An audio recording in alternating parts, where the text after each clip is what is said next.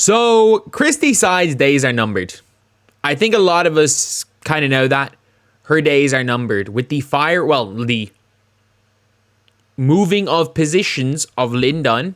If Lin Dunn was not a legend, it would be the firing of Lin Dunn. Christie side's time as the coach of the Indiana Fever is very likely coming to an end. It looks like they are trying to completely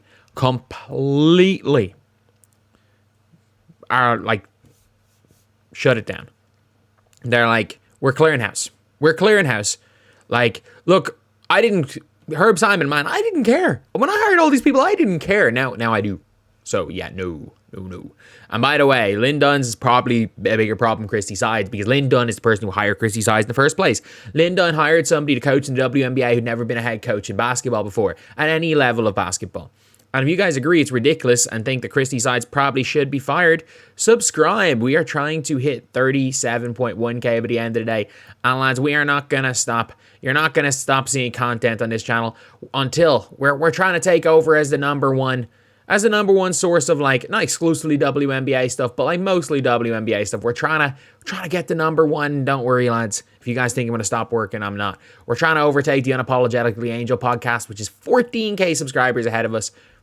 But it's a marathon. It's not a sprint. And you better believe if Caitlin Clark starts a podcast, we're going for that too. But anyway, yeah. So let's talk about Christie Sides. So Christie Sides is, like, she was a Lin Dunn hire. Lin Dunn was the only reason she got hired. Lin Dunn was the only reason she kept her job.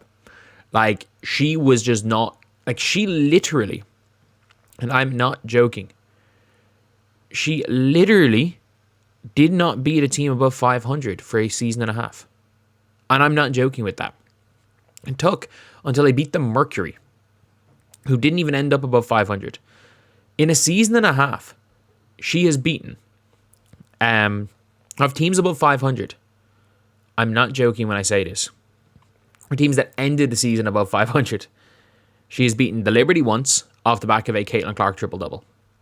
She has beaten the Lynx without Nafisa Collier, and she's beaten the Storm. And the Sun once. She still had one of the worst records imaginable against teams above 500. And I'm sorry, like, yes, the team beat all the teams around them. They beat most of the teams around them, but that's just not good enough for a team that has Caitlin Clark, Aaliyah Boston, and Kelsey Mitchell on the team. And look, as much as people want to say it, Nalissa Smith was expected to be an all-star.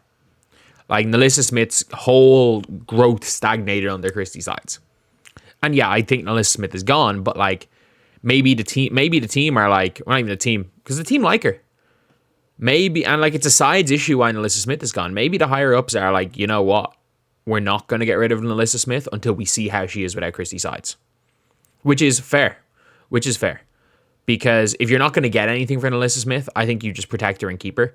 Because the potential there is higher than Damaris Dantas, and I don't think they're going to take Damaris Dantas. If I was them, I would probably look. I think they could, with the salary, they might just take a bet on Katie Lou Samuelson. Especially if Carly Samuelson's there, they might think, you know what, as a feel-good thing, let's just bring both the Samuelsons in. But Christie Sides, you gotta look at it just from a totality. Her philosophy of basketball does not fit with Caitlin Clark. We saw anytime Christie Sides made decisions, that wasn't just the team doing, or Caitlin Clark doing what felt naturally to her. Every time Christie Sides made a decision, it was to slow the game down and get Caitlin Clark off the ball. She did. If you look at the team, why they played so bad, they started off games fine, but why they played so badly coming out of timeouts is because it was all, let's walk it down. Let's slow it down. Let's get Caitlin off the ball. Let's run the same pass, come in for a pin down play every single time.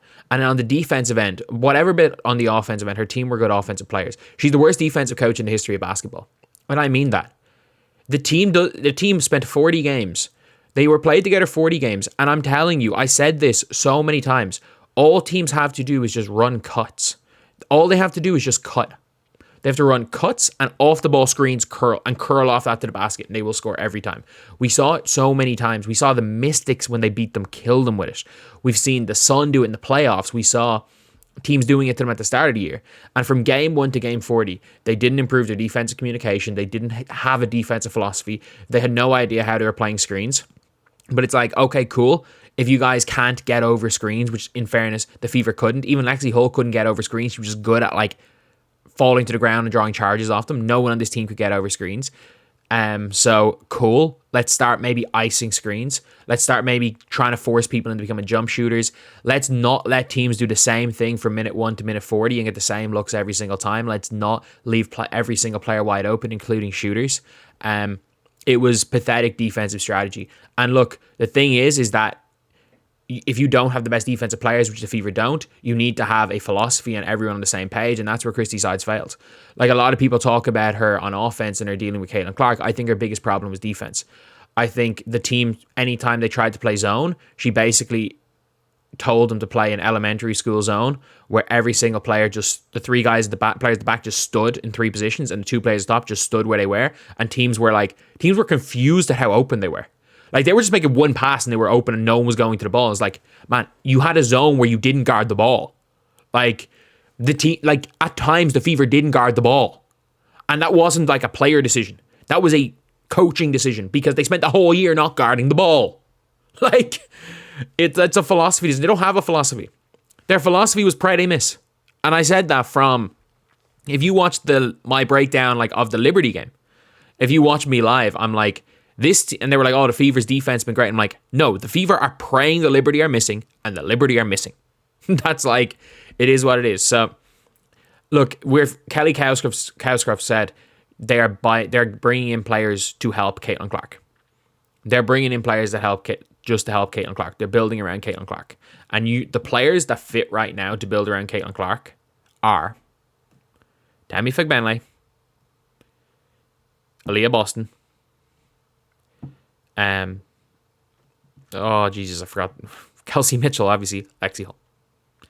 They are the 5 players that you keep going into next season, no matter what.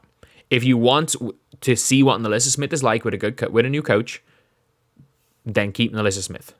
I'm looking to move everybody else. Maybe keep Grace Berger if you can, because I think a better coach, Grace Berger, is better. And if you can bring back Erica Wheeler on like a near minimum, bring back Erica Wheeler on a near minimum. But for me, you're looking to get off Katie Lou. You're looking to get off Damaris Dantas, because Damaris Dantas is a good player. Damaris Dantas is not a good player for the Fever.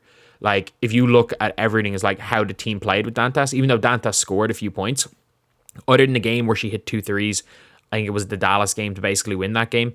Other than that one, if you looked and she hit 1 big 3 or 2 big threes against the Storm, like, if she's not hitting 60% of her threes, she is a net. She's going to, if she's not giving you 10 points in 10 minutes, she's going to give up 10 points in 10 minutes on the other end. She's the worst defender I've ever seen.